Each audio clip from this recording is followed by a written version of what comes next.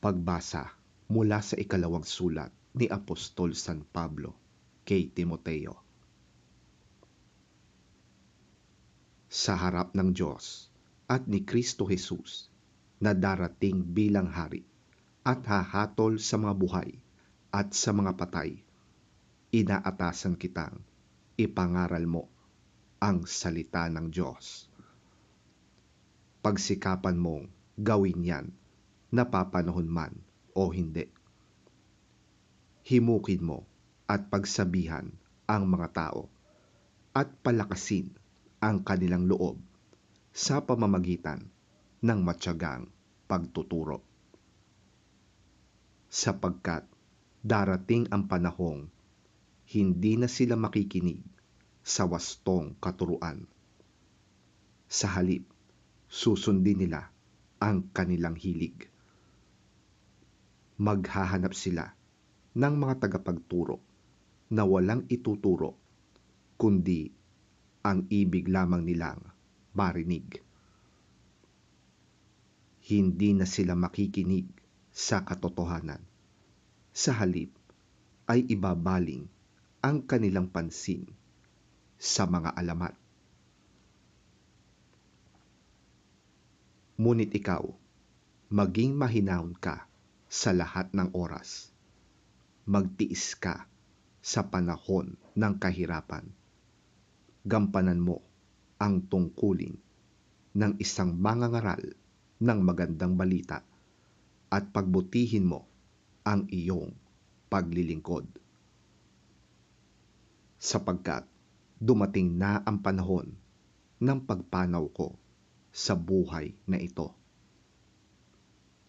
Ako'y mistulang isang handog na ibinubuhos sa dambana. Pinagbuti ko ang aking pakikipaglaban. Natapos ko na ang dapat kong takbuhin at nanatili akong tapat sa pananampalataya. Makakamtan ko na ang koronang nakalaan sa mga matuwid. Sa araw na yon, ang Panginoon na siyang makatarungang hukom ang siyang magpuputong sa akin ng korona. Hindi lamang sa akin, kundi sa lahat ng nananabik sa kanyang pagbabalik.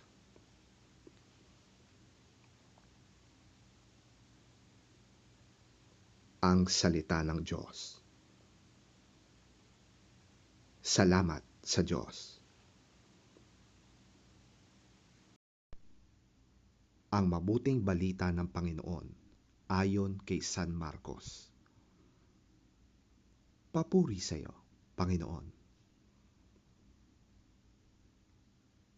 Sa kanyang pagtuturo, sinabi ni Jesus, mag-ingat kayo sa mga tagapagturo ng kautusan na mahilig magpalakad-lakad na suot ang kanilang mahahabang damit at nagagalak na sila'y igalang ng mga tao. Ang gusto nila ay ang mga natatanging upuan sa mga sinagoga at ang mga upuang pandangal sa mga handaan. Hinuhutot nila ang ari-arian ng mga biyuda at ang mahaba nilang dasal ay mga pagkukunwari lamang. Dahil dyan, lalo pang bibigat ang parusang igagawad sa kanila.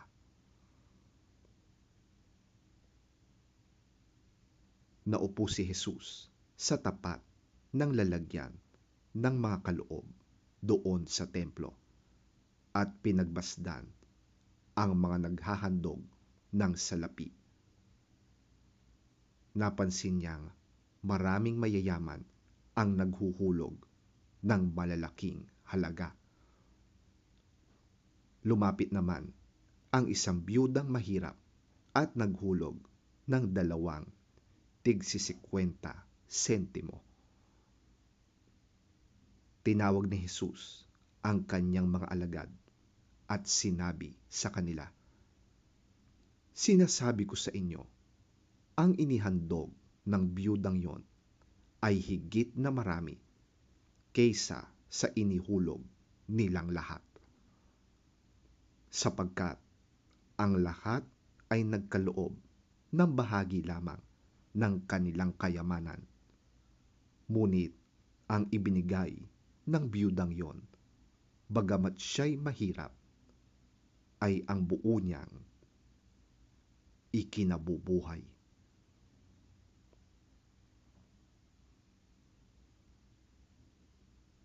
Ang mabuting balita ng ating Panginoon. Pinupuri ka namin, Panginoong Hesukristo. As he taught, Jesus said, "Watch out for the teachers of the law. They like to walk around in flowing robes and be greeted with respect in the marketplaces, and have the most important seats in the synagogues and the places of honor at banquets. They devour widows' houses and for a show make lengthy prayers. These men will be punished most severely."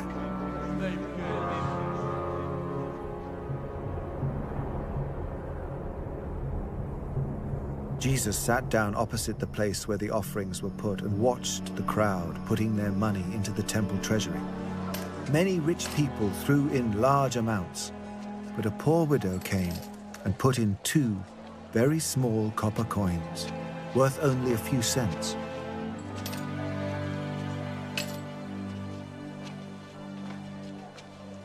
Calling his disciples to him, Jesus said, "Truly, I tell you, this poor widow has put more into the treasury than all the others. They all gave out of their wealth, but she, out of her poverty, put in everything, all she had to live on."